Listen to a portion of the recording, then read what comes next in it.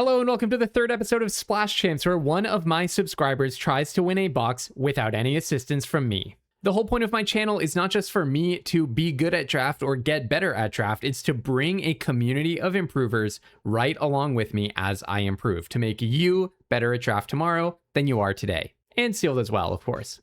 This series puts that idea to the test. Are we actually getting better together? You are about to watch a viewer named Dyer attempt this very punishing event, the arenadirect. If you get 7 wins before your second loss, then you get 2 booster boxes of Marvel Play Boosters mailed to your house. Dyer has been playing Kitchen Table Magic forever and first drafted during Original Ravnica. He's actually quite a high rank mythic drafter, but he has never won a box in the arenadirect. So very, very good limited player, but this would be his first box.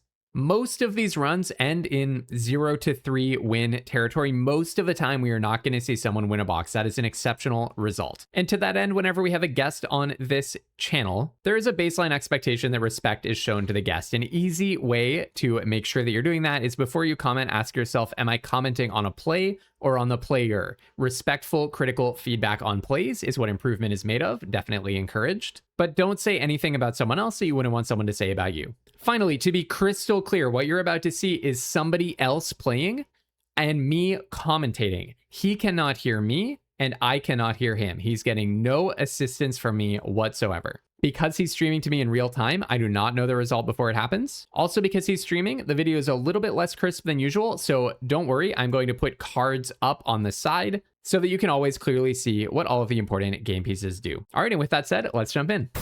Whoa, that's one copy of the Superhero Civil War. All right, you've also got a Moon Girl, which is an artifacts and draw to build around. You've got an unbeatable Squirrel Girl. There's the Mind Stone, which if you have some flickering to do, I actually can't remember what exactly does the Mind Stone flicker. Is it just creatures? So the Mind Stone is another non-land permanent. So can you actually be flickering Superhero Civil War? That would be pretty grotesque. All right, and we're looking at overall, I would say, oh my goodness, 3 copies of Murdoch's Crusade. Wow, this is a pool, my friends. I don't know yet if it's got all the depth to it that you would need, but look at that. We have a Shield Spike, Helicarrier Strike. Might be a little weak on creatures in white, but there's a Brave Brawler, triple Murdoch's Crusade, Patriot Shield Wielder is at least a 2-drop. Then you have the Mind Stone with the Superhero Civil War. Is that even good to flicker Superhero Civil War? I can't get this out of my head, so I might be tunnel visioning on something, but this would be so much fun. So gain control of 2 creatures for as long as it remains on the battlefield. It's probably not that good to flicker. Okay, and then, 2 copies of Captain America. Triple Atlantean Cavalry might solve our issue with not having that many creatures in white if we were to pair blue with white, which is a common thing to do in this format. Double Madam Mask is really, really nice. Madam Mask is a extremely strong card. When she had she connives and you draw your second card each turn, you make a 2/1 villain with menace. So she's often a 4/3 plus a 2/1 for 5 mana. The Futurist Forge also goes very nicely with the Mind Stone, doesn't it? I probably should stop thinking of Mind Stone synergies, but immediately as Unlimited Splash, my brain goes to just the silliest things that you can do. So Moon Girl, let's remind ourselves of what Moon Girl does. The Moon Girl and Devil Dinosaur, which for the longest time I thought was Evil Dinosaur. Whenever you draw your second card each turn, its base power and toughness becomes 6/6 and gains trample. So that would go, for example, with the Futurist Forge or Madam Mask. Multiple different ways of drawing your second card that are good. When an artifact you control enters draw a card, this ability triggers only once each turn. So hey, if you're flickering the Futurist Forge, that would happen at your end step though. Okay, Avengers Under Siege. Let's remind ourselves of what that one is. Avengers Under Siege. So 2 a black and a red make 2 2/1 villains with menace. Already pretty good in sealed. Just 2 2/1s with menace for 4 is already not that bad. Then 2 damage to each non-villain creature. So you would probably need to be in a villain build around situation. And then you kind of irrelevantly make a treasure for each villain you control. Not the greatest rare ever printed, but let's see. Okay, so Dyer is looking at a green-white build, splashing red for the Superhero Civil War. I'm very interested to see that he's only thinking about 1 Murdoch's Crusade. So Murdoch's Crusade, it's a really interesting card, right? The first time that I saw Murdoch's Crusade at pre-release, I really thought it was likely, and this is, you know, maybe outing myself, maybe I should hide these failures of card evaluation, hold them close to the chest. But the first time that I saw it, it just looked really clunky, like quite a clunky and awkward card. It has been performing exceptionally, I think, for a few reasons. First, it's a very bomby format where a lot of things that you want to remove do have toughness 4 or greater. And second, you can actually somewhat often get a 2-for-1. For example, it can get rid of your opponent's superhero Civil War. So there are some enchantments that you do want to hit with it. And also it's just removal in the best color. That's probably the main reason that it's been performing so well. Now, the thing is, in doubles and triples, this card definitely gets worse, right? At pre-release, I actually had 2 of them in my deck, drew both of them into my hand. My opponent had 3 bombs, and none of those bombs had toughness 4 or greater. So I definitely did get it stuck in my hand a lot. Okay, so Dyer is thinking about maybe if he wants to include some blue with these Captain Americas, but he's leaning away from that direction, and I think that makes sense. He's missing a lot of the best blue cards. No We Saving Nay, no Trickster Stratagem, no major bomb pulling him into blue. So I think I like the direction of just going in this kind of Naya frame of mind. I do wonder just how much red was adding to that build. I could totally understand why green was tempting, especially with a copy of Unbeatable Squirrel Girl sitting there in the 5-drop or 4-drop zone. So let's see, there's a Repulsor Blast, I guess maybe removal, but no, he has the double Go Nut, so the removal is not so important. He's actually thinking about just going red-white, which makes a lot of sense too, because I think a lot of his best bombs are in red and white. So maybe part of the appeal and part of the line of thinking is, first of all, that's a lot of 2-drops. 6 2-drops coming from red. 3 of them do appear to be non-creatures, though. Hulk Smash, Blazing Crescendo, and the card that he just cut. And then you've also got Mind Stone and Murdoch's Crusade all as non-creatures. Oh yeah, we hadn't even talked about Monica Rambeau. That has got to be a solid reason that he is considering red, because he has Monica Rambeau and also the superhero Civil War across red. I didn't even talk about this one. So 3/3 for 3 flying prowess. Already, like, how could you complain? This is just a good card immediately. Then you can transform it as a sorcery. Then it turns into a 4/4 flying hexproof prowess. Hexproof is just so busted in limited. And then when you cast a non-creature spell, put a +1/+1 counter on each other creature you control. So now I completely understand why he's gravitating towards red-white specifically. Trying to do Naya with Unbeatable Squirrel Girl would be fairly bold, because Unbeatable Squirrel Girl does require quadruple green mana to make it work. Or triple, I'm sorry. Triple green mana to make it work. So you really do need to have a heavy allegiance to green if you're going to run it.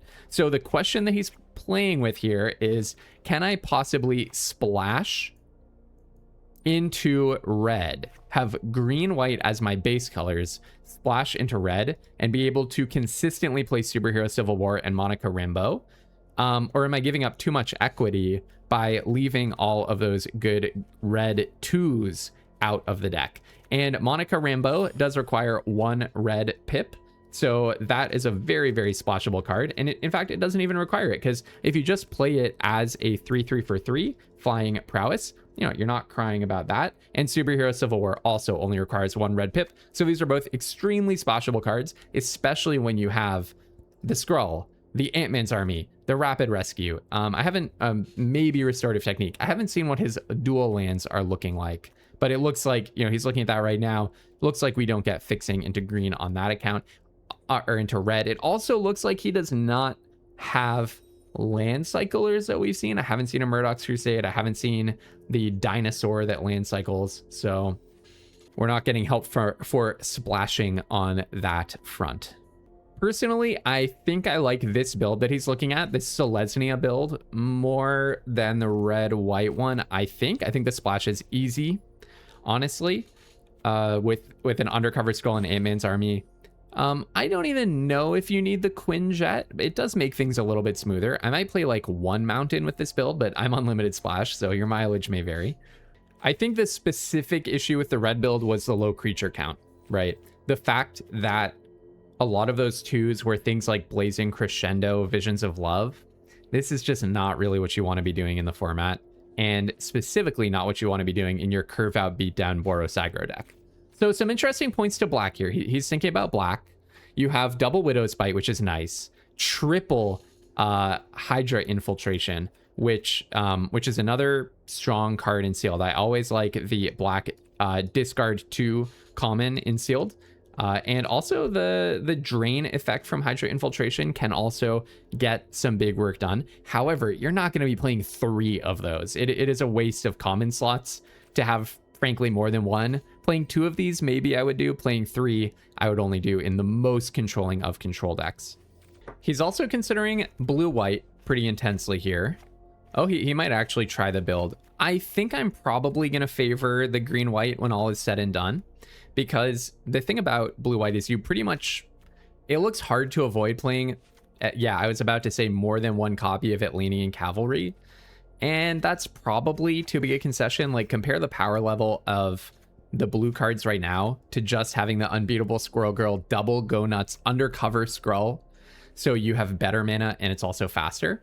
That said, there is a clear upside, and the clear upside is getting to play 2 copies of Captain America, which is just a really strong overstated creature. If you go in this direction, yeah, the 3-drop slot is looking quite clogged. Yeah, maybe cutting Agents of S.H.I.E.L.D. Probably cutting the Quinjet. Maybe not, actually. But yeah, I would want to be playing Wiccan. But this just, to me, looks clunkier. You're a little bit lower on removal, and there's just a lot of times that you're going to draw like a second Atlanian Cavalry and be pretty disappointed, I'd say. Having said that, there is a synergy here, a crucial synergy, which might be substantially motivating his thinking that I'd like to point out. So Atama, most of the time, we just think of it as a 3/4 for 4 that when you attack, draw a card, but it actually goes magnificently with the Atlanian Cavalry in 2 different ways. First of all, other merfolk you control get +1/+1. So here is Atlanian Cavalry, and that card is, in fact, a merfolk. The other thing is Atlanian Cavalry says when you draw your second card each turn, put a +1/+1 counter on this creature. And Atama is not just when it attacks, draw a card. When one or more merfolk you control attack, draw a card. So you can go turn 3, and I haven't even done this in this set, which I really want to do it. You can go turn 3 Atlanian Cavalry. That, and then turn 4 play Atama. The Atlanian Cavalry becomes a 4/3. Then you attack with the Atlanian Cavalry, draw a card off of Atama triggering, and then Atlanian Cavalry, that one you just drew your second card each turn, so now it becomes a 5/4. So these two actually have a fantastic designed synergy together. Having said that, if you don't draw the Atama, the Atlanian Cavalries are very weak. I actually did draft a merfolk deck, and then I just never drew Atama, so I speak from painful experience. I actually did not even notice that green has another pull into green, which is She-Hulk. This is just a legitimate bomb, to be quite honest, in the sealed environment, in my opinion. It just so often blows up like an entire creature with its power-up ability, and a 4/4 for 6 reach trample, or a 5/5 for 6 reach trample that half the time destroys target creature, or opponent. You could think of it as like an edict, because it's rarely going to hit their best creature, but that a lot of the time will just kill a creature. That is a phenomenal card. Now, a lot of the time it's not going to kill a creature, but this is just a fantastic card. I like the shape of the deck a lot. I'm very interested in his decision to only include 1 Murdoch's Crusade. My inclination would be to lean 2 out of 3, maybe. But actually, I think he's being very thoughtful about this. I think there's something that we can learn here. The build that he has currently does not appear to include the Mind Stone, as far as I can tell, and I think that's worth calling out. So it's a really open question how good this card is going to be in any given limited deck.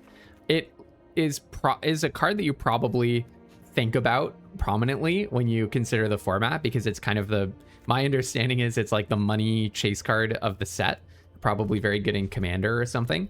Most of the time, it's a 2-mana mana rock, which is, compare this to Undercover Skrull, for example, which taps to add 1 of any color, can block in a pinch, can attack if you want to push extra damage, can wear an equipment, right? Can fight a creature with Go Nuts. So Undercover Skrull is substantially better until you harness a Mind Stone.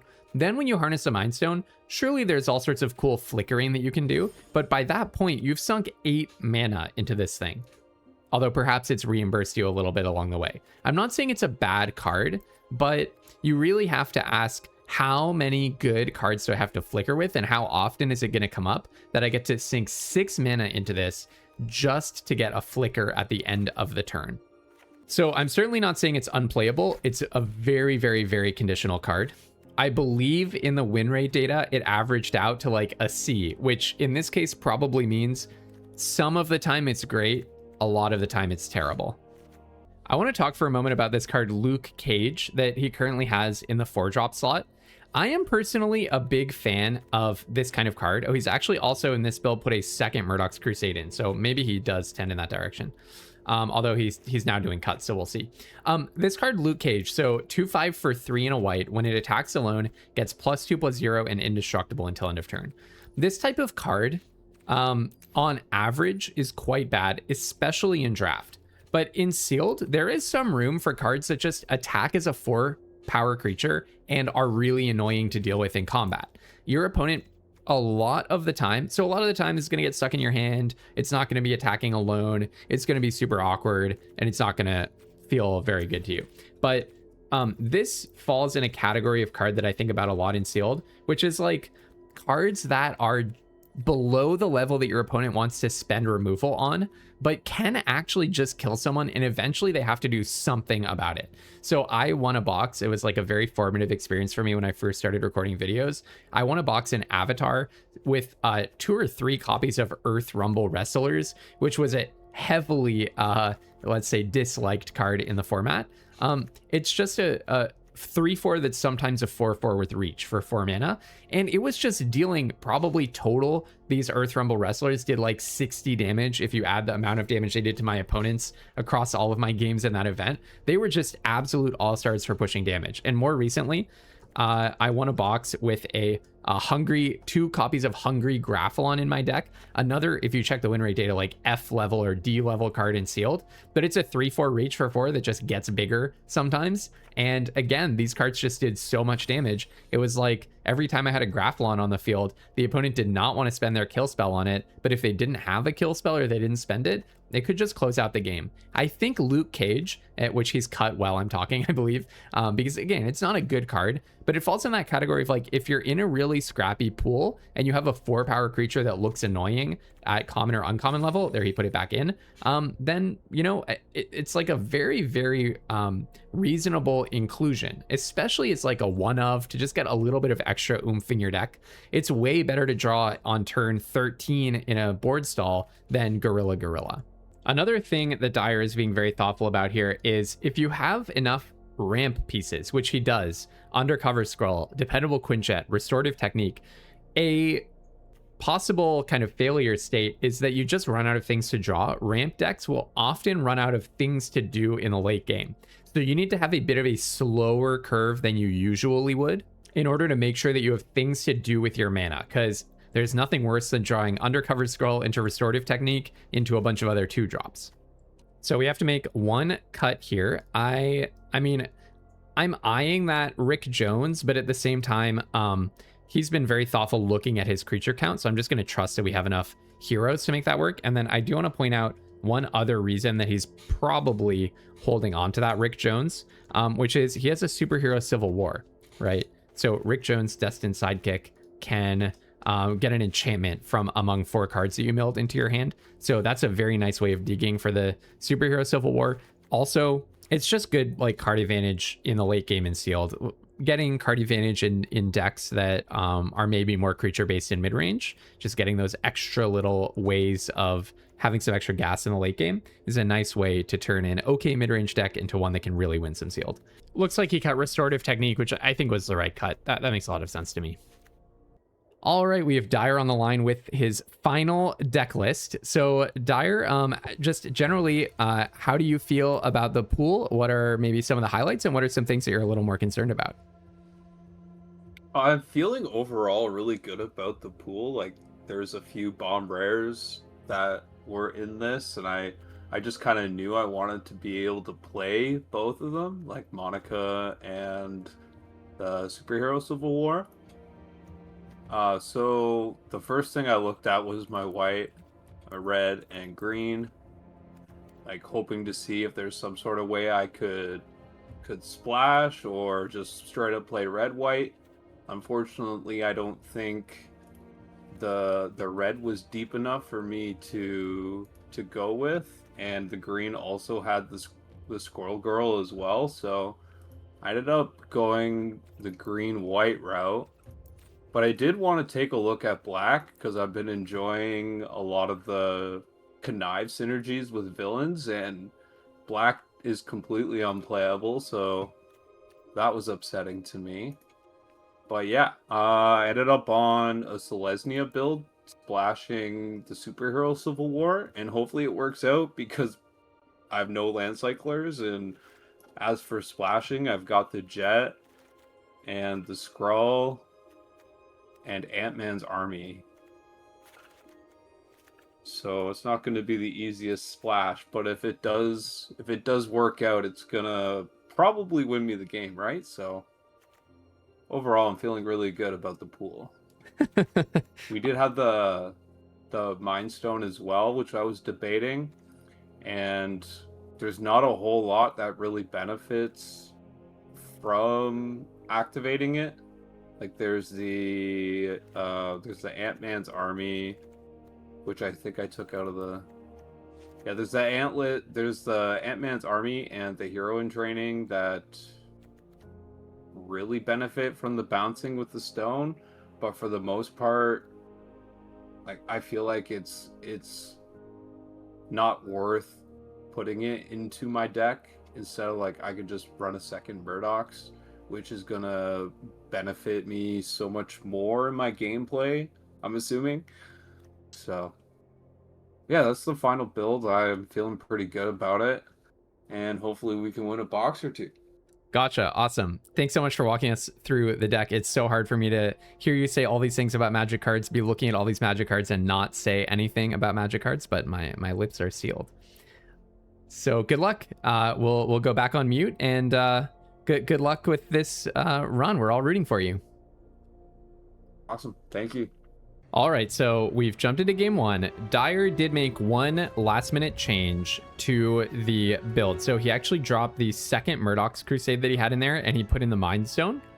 And he explained basically it is better for his ramp plan if you take the Quinjet, well, specifically, I guess, the 2-mana ramp. So the Skrull and the Mind Stone, you can ramp up to like Black Panther and, I don't know, Luke Cage, the other Unbeatable Squirrel Girl, the other 4-drops that he has. And then it's also kind of the only big mana sink in the deck. So it kind of, you could think of it as like filling out a 6-drop slot while also being a little bit of ramp. So it's sort of enabler and payoff for a ramp plan. And it will sometimes be a dead draw, but basically his sinking his Murdoch's Crusade might more often be a dead draw. Okay, so he did decide to mulligan that hand, which did look like maybe not quite enough action, the 4-lander. So I think that makes sense to me. And this is a keeper on 6, so we have a turn 2 Gorilla. We have access to removal pretty soon. And if we can just draw one more green source, then we are going to have the Unbeatable Squirrel Girl. Okay, and we drew another 2-drop, which is kind of nice. All right, down comes Gorilla.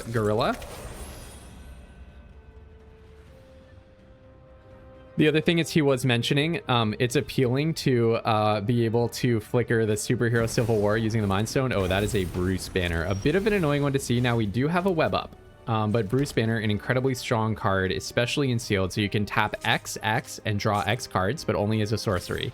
Then you can flip it, and what it flips into is, unsurprisingly, an Incredible Hulk. 8/8 reach trample. When it is dealt damage, put a counter on it. If it's attacking, untap it, and there's another combat phase.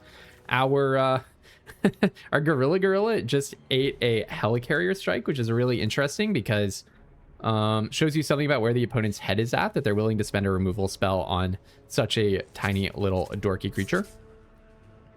So we could just web up the Bruce Banner, but I think there are a few reasons not to. One is Undercover Skull does let us just get our own threats online. So I like the idea of just getting our own ramp plane going.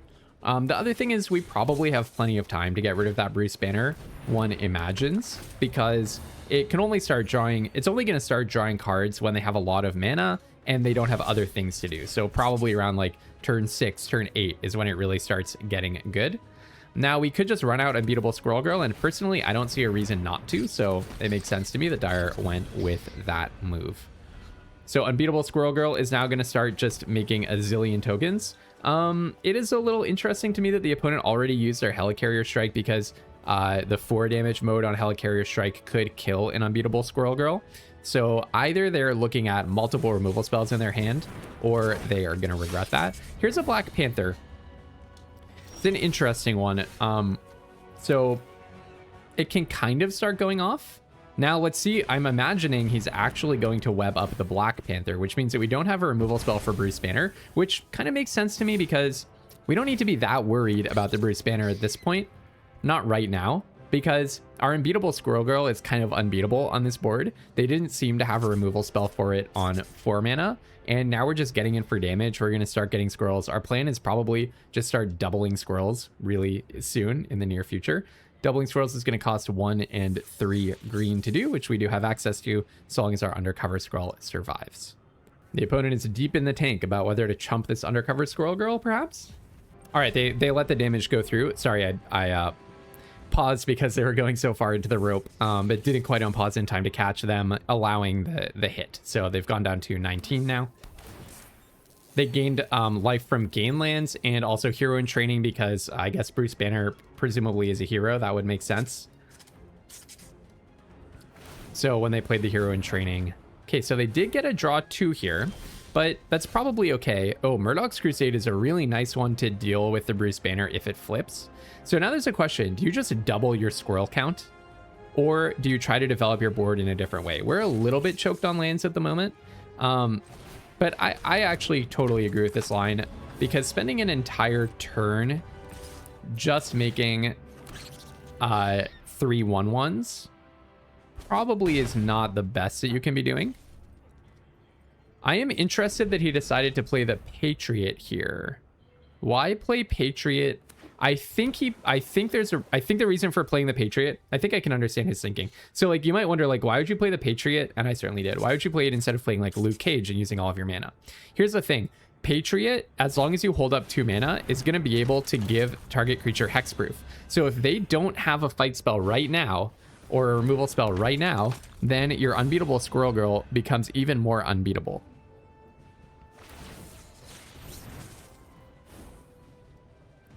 Because anytime they spend a removal spell on it, you can just give it hexproof in response.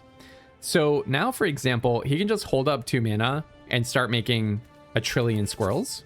That could just be a game plan right there. So it's a little tricky though, because you don't have quite enough mana to do both. You're going to need 1 more mana source in order to do that. So you could also play the Hulkling. It makes sense that he's not attacking because if he attacks, he's going to trade the Unbeatable Squirrel Girl. So probably at the end of turn, we're just going to make a whole bunch of 1/1s, I'm guessing. This does mean that the Unbeatable Squirrel Girl dies to instant speed removal, but there's just not that much in those colors. Against black, it might be risky to tap off of your Patriot mana, or against red. But against Bant colors, I mean, what are we thinking about? There's like Go Nuts, there's Web Up, there's Super Villain Lockup. Not a lot of these are instant speed that can target an untapped Squirrel Girl at end step. Down comes a Forest from the opponent. They pass priority back.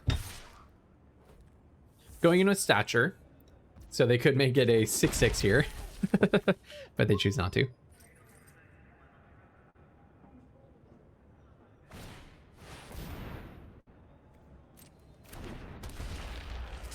Abomination does not have a fight target because the Patriot can give a creature hexproof. It could fight the Patriot. That's what it can do. Yeah. So in response, sure, fair enough. Make a bunch of squirrels because we're through the attack step. This is equivalent to doing it at end step. Just save some clicking. Although we may actually have to do the clicking anyways because of undercover scroll. Everyone has priority because I think they can technically activate Bruce Banner for X = 0. All right, they pass to our turn. Dire gets to play a Forest. We no longer have the 2 mana play from the Patriot. Patriot is no more, unfortunately. But it looks like we're just going to Murdoch's Crusade that Abomination. And then probably no attacks with Unbeatable Squirrel Girl, but we can make 9 squirrels, and actually we can probably just attack with the squirrels. Okay, so he's actually just going to go in for it. So if they double block Unbeatable Squirrel Girl, I guess his idea is like if I have 16 squirrels, you know, it's all good. He actually did it before blocks, which is interesting. Wouldn't you want to hold up a combat trick, I guess, or like appear like you're holding up a combat trick? I guess it doesn't really matter, because they're probably just going to block anyways. Okay, so there's no deal 3 to everything in these colors. They would need double red to do that. Yeah, hard to see how the opponent gets out of this. This was just a masterful squirrelination.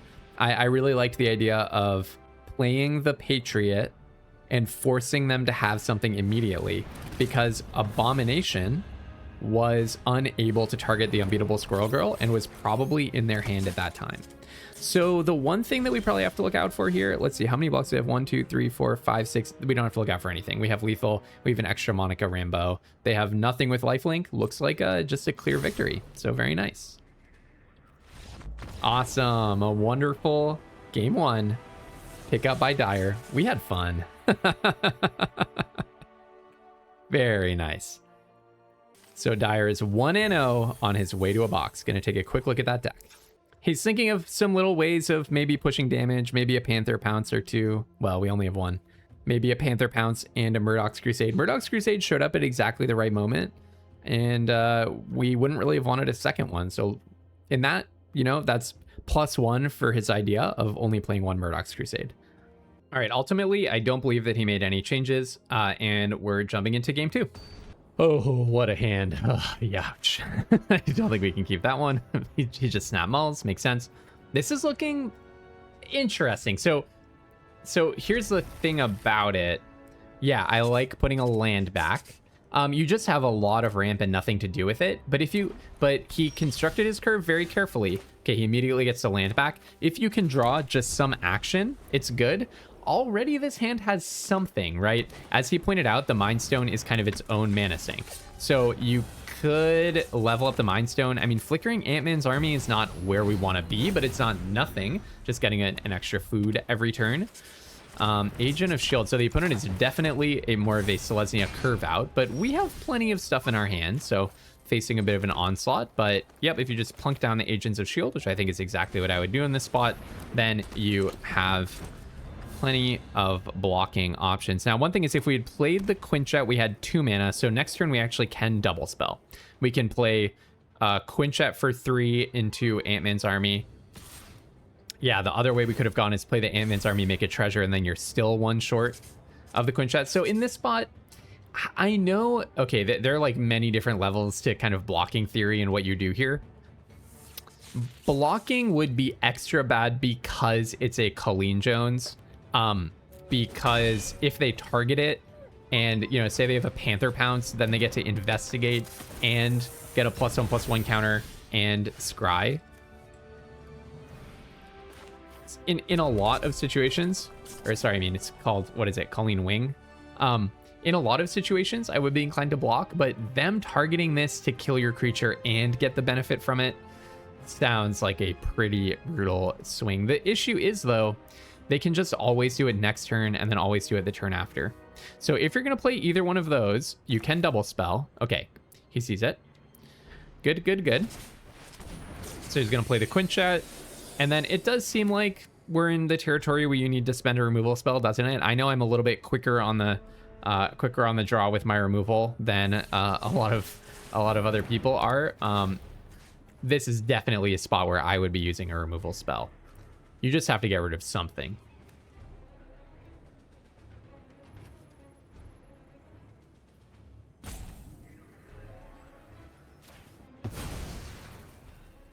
Yeah, I think just killing the biggest creature makes sense. The one thing I was thinking of, though, is maybe killing the Colleen Wing would deprive them. It kind of seemed like they had something that can target last turn, but they might also have just been bluffing.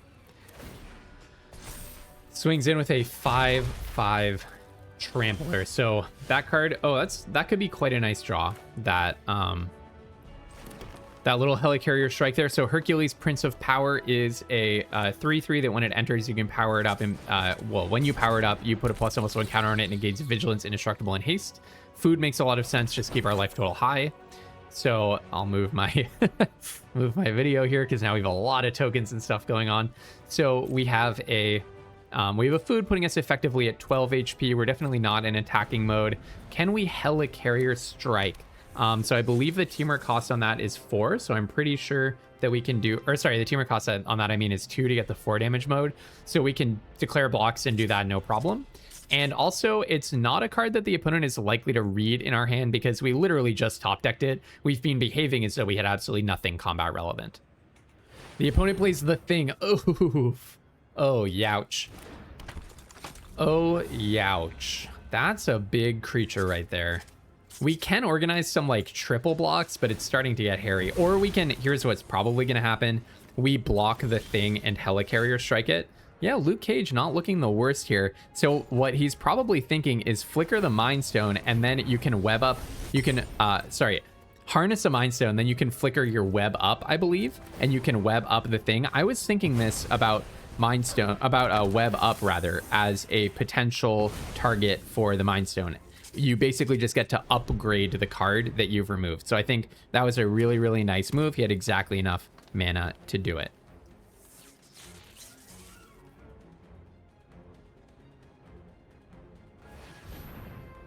The opponent has a Murdoch's Crusade to get rid of our 2/4, and then they can make a highly aggressive attack. But they're out of cards. That's a very interesting no block. Wow, going down to 1 HP. I would have been inclined to trade off Ant-Man's army for the Serpent Specialist. Are we able to survive this one? Oh, I get it. He's doing the thing that I was hoping that we would do, which is flicker the Ant-Man's army to get the food token. That's why he wanted to save the Ant-Man's army. Nice thinking. Nice thinking. He just did the combat math faster. Faster than I did. So nice work by Dyer. Yep, so we go up to 4, and we have a helicarrier strike here. It does, the one thing about this line is it does let the opponent draw something, but I think if they are also top decking something here while you're at 1, then, you know, good for them. So the Quinjet has a crew cost of 4, so we cannot feasibly crew it up right now, unfortunately. What we are probably going to do, so we have to get rid of that Hercules. Can't we?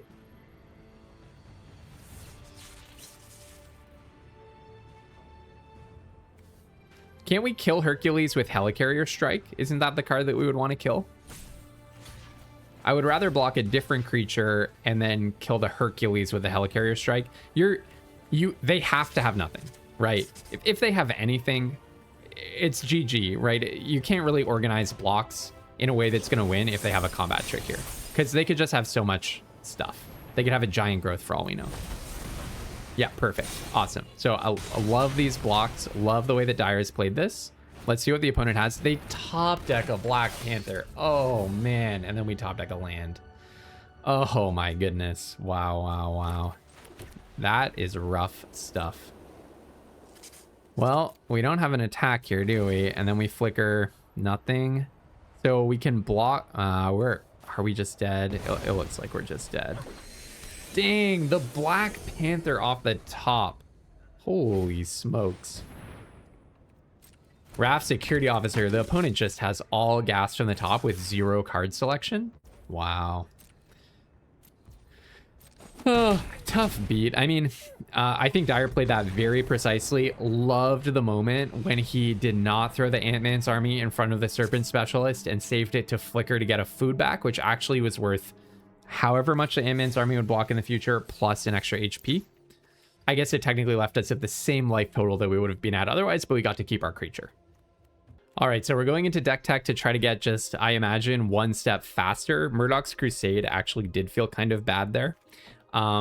So, but we don't really have that much more removal. We do have the Go Nuts. We technically have like an extra 2-drop or 2 in the Knights of Wundagore or whatever, but I really don't think that you want to be stooping so low. There is a Serpent Specialist on the sideboard, which I hadn't really paid attention to before. That would probably be the first card I would be inclined to put in. That would have been a really nice blocker against the Colleen Wing. By the way, an interesting question to ask ourselves. Did the opponent have something when they attacked that 3/3 Colleen Wing into the 2/4 Agents of S.H.I.E.L.D.? I don't think that we saw another combat trick. Did we? In the course of play? So I think it may have just been a bluff. As soon as a minute goes by after the game ends, my mind goes blank, so I can't remember what happened. But yeah, that's a good question to ask yourself if you want to take this as a learning moment. Because I would have blocked the 3/3 with a 2/4, I think, if it were not a Colleen Wing. The fact that it was a Colleen Wing pushed me over to totally agreeing with Dyer that it's just too much of a blowout if they have like some random Panther Pounds. They get like a potential like 3-for-1 or something out of that. All right, but this hand looks good. Play the Undercover Scrawl. Then we could double spell Ant-Man's Army plus Go Nuts and teamwork it if we really wanted to. I don't think that you should. I'm just saying, like, technically we have that mana. Dyer got a good pool, I think. It was a very solid pool. He built his deck very, very well. Those are 2 of the 3 things that have to happen for you to win an event like this. The third thing is you have to, well, there are 4 things actually. You have to play well, which he's doing, and then you also have to get lucky. I think we had a little bit of bad luck running against a highly aggressive deck. I do wonder about that Serpent Specialist. I would say maybe we can actually get 1 step faster without decreasing our card quality much. But we also have not drawn Superhero Civil War. That would be a nice one.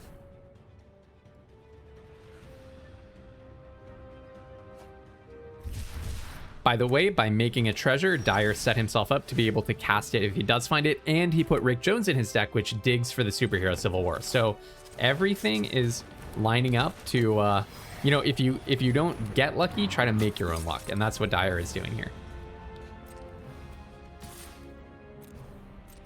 In with an Ant-Man's Army, damage gets through. The opponent did keep 2 on top. I'm not sure if they reordered it, but 2 on top is never what you want to see when your opponent surveils. Lane cycle the Kree Sentinel. Did they? Hold on. I'm confused. Did they land cycle the Kree Sentinel after they surveilled? Did they shuffle away the cards that they surveilled? I didn't even think about that. I did not even think about that. Okay, so the opponent just played a Roaming Throne. Roaming Throne, 4/4 for 4. You might know this if you play a lot of Commander, I guess. But not really a card that we've thought about in Limited for, what, 2 years now? 4/4 for 4, Ward 2. When it enters the battlefield, choose a creature type. It is the chosen type in addition to its other types. So they chose Hero, which makes a lot of sense in this format. It's a Golem Hero. If a triggered ability of another creature you control of the chosen type triggers, it triggers an additional time. Hero triggers things like, well, the first thing that comes to my mind is Hero in Training becomes a 2/2 for 3, draw 2, gain 4. So yeah, I would be on the let's fight this down train probably. Well, the other thing that you could do is try to get into a combat with it. Oh, you can also, no, it's Girl Gorilla kills a non-creature. He was just thinking the same thing I was. The issue with fighting is you cannot survive the fight. So you would much rather that thing gets into combat. They do not seem to be in hero colors. Well, I guess they have Island. And there's some blue heroes. Not a lot of red heroes though in the format. Mainly a white centered and green and somewhat blue thing. Vision of Love. Not my favorite card in the format. Not my favorite card in the format. What did they discard? I missed it. Iron Man Armor. Wow. It's a lot of high rarity cards coming from the opponent. What does this one do? I'm not sure I've played with or against this card yet. When it enters, you attach it to a creature you control. It gets +2/+1 in flying, so now it's a 6/5 flyer. If the equipment isn't a creature. Okay, so we can get into combat with it, right? We could kill it right now. We block with Gorilla, and then we Helicarrier strike it. So if this equipment isn't a creature, it becomes a 0/0 construct hero artifact creature with flying that gets +1/+1 for each artifact you control. Not usually the best thing that you can be doing in sealed, just as kind of heavily synergistic stuff. So he's going to use the Gorilla to kill Iron Man armor. Sounds like he's more worried. Dire is more worried about Iron Man armor than he is about the roaming throne. So we could actually, this is kind of awesome.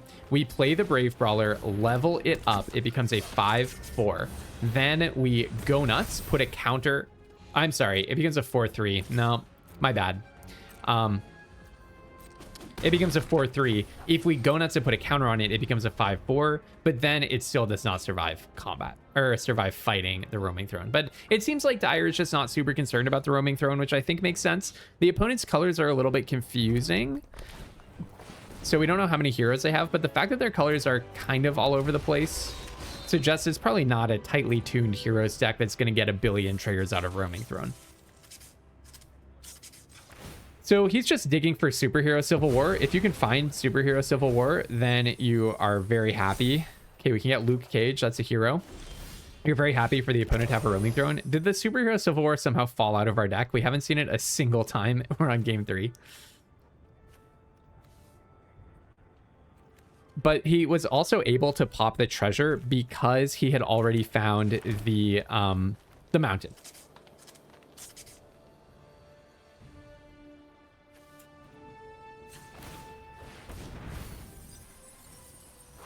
Oh my goodness, how many cards? If Superhero Civil War is right on the bottom, how much are we willing to mill?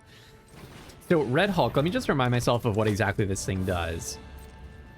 Red Hulk. So Reach Trample, when it's dealt damage, put a counter on it. Then it deals damage equal to the number of +1/+1 counters on it to any other target. So it could currently deal 1 damage to something. He is not even, here's the funny thing. And by funny, I mean sad. We have 15 cards left in the library, and Dire has not even yet leveled up his Undercover Scroll. I guess because you're taking the creatures out when you mill them. And we haven't done a lot of combat in this game whatsoever. Down comes a Wakandan Royal Guard, which can put a counter on the Red Hulk, and oh, we get double trigger. It could have put a counter on the Red Hulk and made the Red Hulk a more dangerous foe. Yeah, this is looking like the stats are starting to get a little bit out of control. So the opponent is primarily a red-green deck with some kind of artifact sub-theme. I would love to see their list.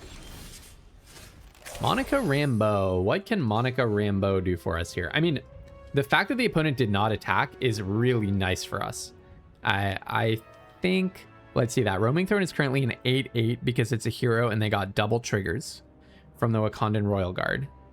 Which means... Yeah, I was saying they could have put the counters on Red Hulk to turbocharge the +1/+1 counter damage dealing strategy.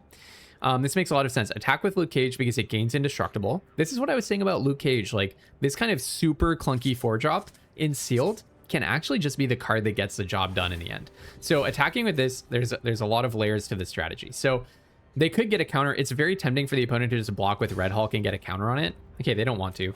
Fair enough.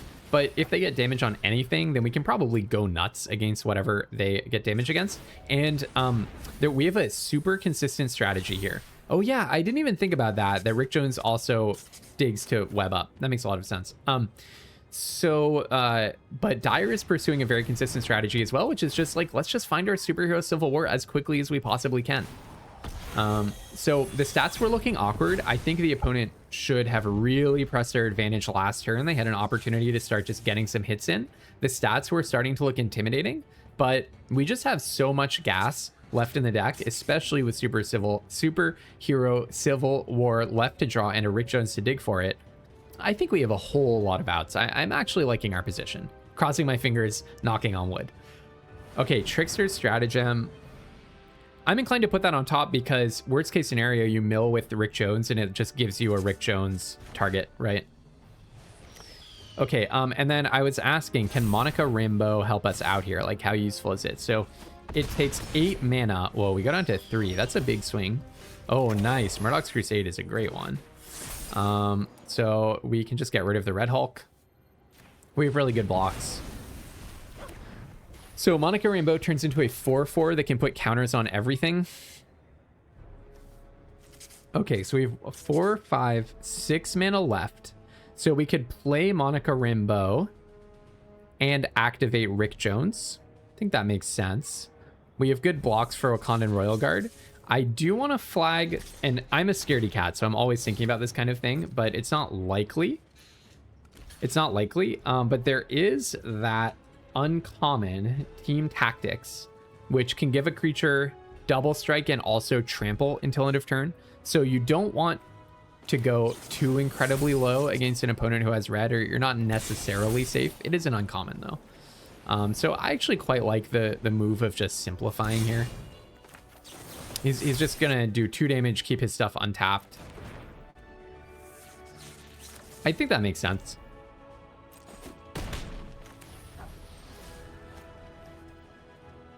Oh, he can go nuts instead of Helicarrier Strike.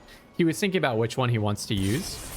So the thing is, using Go Nuts is fine now because the creature is indestructible. And he does not have to put a counter on the Luke Cage, but he decides to. And then tap, yeah, Ant-Man's Army for sure. This other one makes mana. Although it might not matter here. If they have a haste creature, I guess. If they have the Volcanic Titan or whatever, the 3/2 haste, then it would be nice to have the white mana up for Helicarrier Strike. Volcanic Villain, how could I forget? Volcanic Villain. Still dies to a Helicarrier Strike.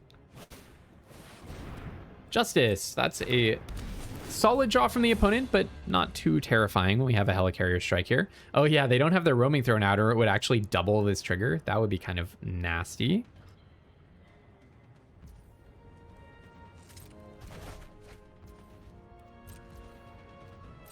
So the opponent bounces Luke Cage and passes. We can play Monica and flip it, or we could just play the backside. That makes more sense. Now we are out of white mana. I think a Ant-Man's Army attack makes perfect sense to me. I don't think we're supposed to play around that mythical Volcanic Villain. Even if they have one, Rick Jones can block it. We have a blocker for Justice, so how do we lose here? It would be... The thing is, Photon, the backside of Monica Rambeau, it has hexproof. So they cannot deal with it. They can't just like Oblivion Ring the Phantom Photon rather, and then get a cheeky attack in with Justice and then somehow pump it. So there was really nothing to be afraid of there, even for a chicken like me. Hero in Training's a nice one. Can just immediately snap up an extra 2 HP if we want to. Superhero Civil War has really been hiding this game, hasn't it? It would have been really nice at one of those earlier moments there, but it's okay. Dyer found the pieces that he needed to stay in this one. So yeah, Hero in Training. Now Superhero Civil War is a terrible draw, right? You have nothing to gain control of. All right, Brave Brawler resolves. Level it up. We might not want to be milling too much more. But we have a lot of damage in attackers, so I don't think that we need to be too worried about that. But I agree with this. I think it's a higher priority to just attack.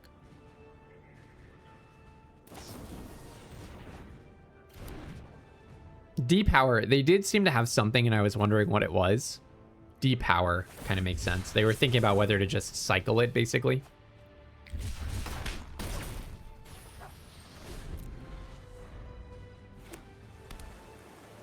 Down comes an island from the opponent, so they found that's the land that they land cycled for.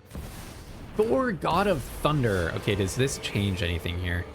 I've not cast this card yet. So when it enters, exile target equipment, instant, or sorcery card from your graveyard. No way! Oh, what a bad beat! Thor, God of Thunder, ripping back the Trickster's Stratagem. Oh no, that was a heartbreak. Oh man. Wow, holy smokes. I would have been on playing the Hero in Training to get the extra 2 HP. But not because I saw that they were going to play Thor, God of Thunder. Oh, wow. Dang. Man, okay, we have Dyer back here on the line. What a bad beat. Thor into Trickster's Stratagem out of the graveyard for almost exact lethal. Yeah, I thought I was worried about decking out, but I did not expect just, Thor coming onto the battlefield and then pinging me in the face. If I had played that hero in training, I would have lived. Yeah, the hero in training, I mean, I'm such a chicken that I'm always like, I think I lose a lot of equity by trying to like jealously guard my life total when probably nothing could happen to me. Um, but like, how are you supposed to know to play around the mythic rare? Also, their deck was all Yeah, over the place. exactly. It's like really I hard was to figure debating, I'm out. like, I know I need to gain some life just in case of like what's it called? Lightning strike. I was worried about taking 3 to the face, but I thought having a lifelinker on board was gonna be better in the long run because we probably still had like 2 or 3 more turns. But yeah, looking back on it, maybe it would have just been better to protect the life total and play the hero. You also, it was also a bad beat that Superhero Civil War was in the bottom, like what, like 10 cards of your deck, 7 cards of your deck or something. Yeah, Rick Jones went to go mill for it about 3 times. I know, yeah. I could see you when you were like 15 cards left. Like, how many more times can I mill to try to find this silly thing? We did get the web up at a perfect time though, That's true. which I'm glad wasn't a choice between Superhero Civil War and web up. That could have been awkward. This just goes to show that, like, in these events, you know, you can open a good pool, build a good deck, play well, and then just like a mythic rare falls out of the sky and just slaps you for Yep. almost exact.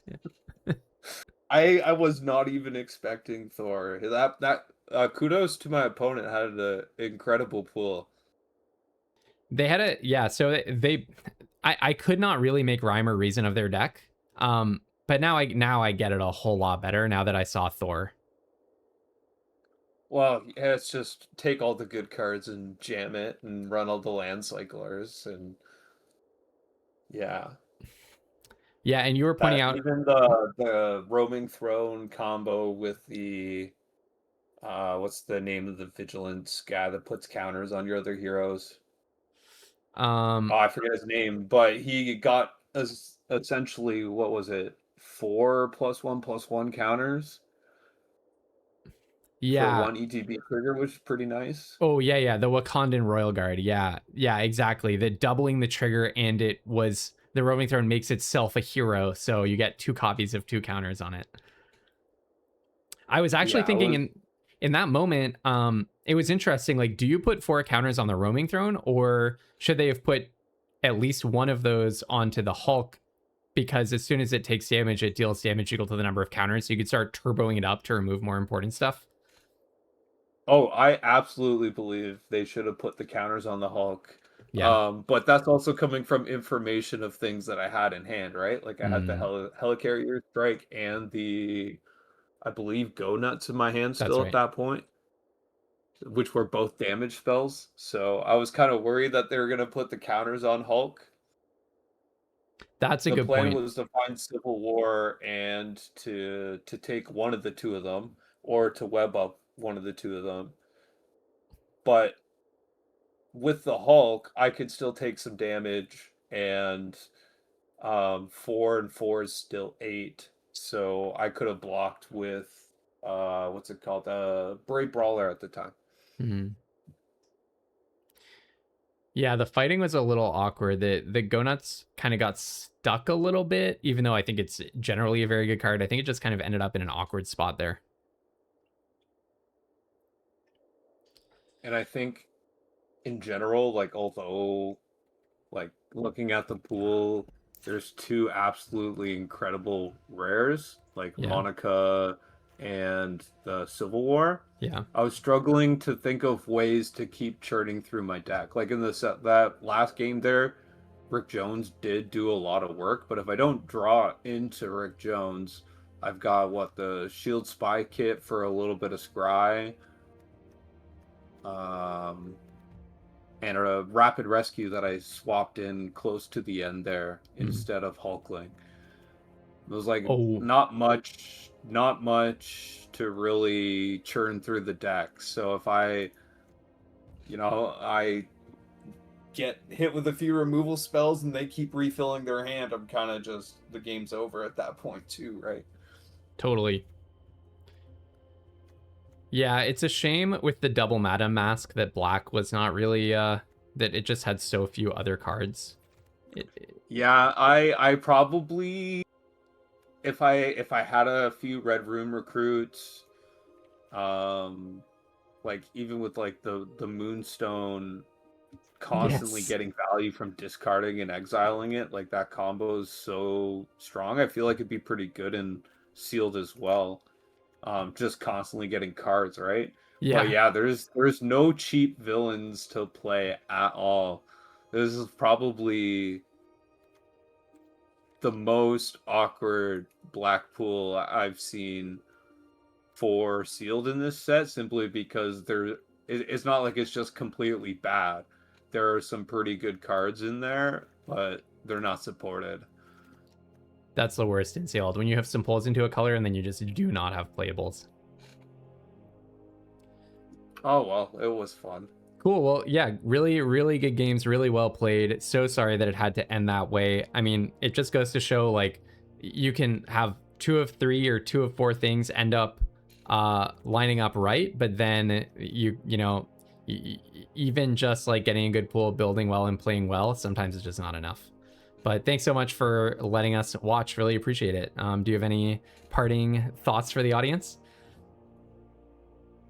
Parting thoughts for the audience? Yeah. Yeah, come into playing these events with an open mind. Like, don't feel so pressured to have to perform well and get the box every time, right? Like, sometimes you're just gonna have a bad run, and it's better to just have fun and enjoy it instead of letting it bother you if you lose. Those are serious words of wisdom right there. Thank you so much, Dyer. All right, folks, such a tough beat for Dyer there, but he's clearly a very strong limited player, and it just goes to show it happens to everyone. So unfortunately, we now have to update our counter.